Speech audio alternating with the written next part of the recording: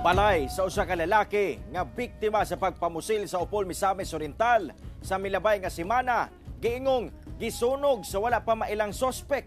Samtang usa ka balay ang ugdaw sab sa Cotabato City. Ani ang report ni James Paulo Yap.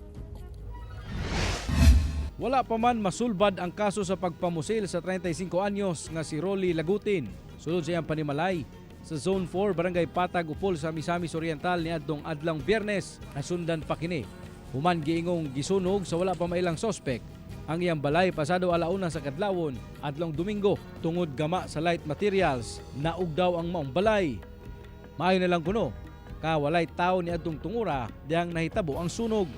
Ingon ani na karon ang sitwasyon sa ilang balay. Ugdaw na ug wala gyud sila nasalbar nga gamit.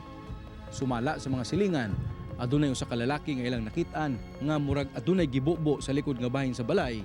Una pa man miulbo ang dakong kalayo. Ngit-ngit manggod tong likod sa balay ning Rolly, kaning sa mga biktima ngit-ngit, so dili niya maklaro. Ang iya lang ko is dili siya sure og katubang nga tao is mao naghimo basta kay posibilidad nga nilabay lang to. So dili pud niya makuha nga.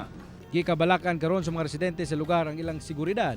Ilabi pa nga gawas nun gihapon ang sospek. Based sa iya, sir, wala gino siya kontra, sir. Wala siya, nalang siya nakalalis gamay, sir. Pero murag taphaw ra man kana siya nga motibo, sir, para buhaton ang shooting incident, sir.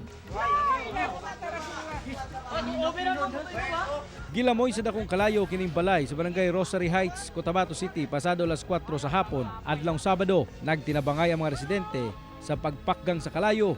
Una pa man miabot ang kabumbiruhan.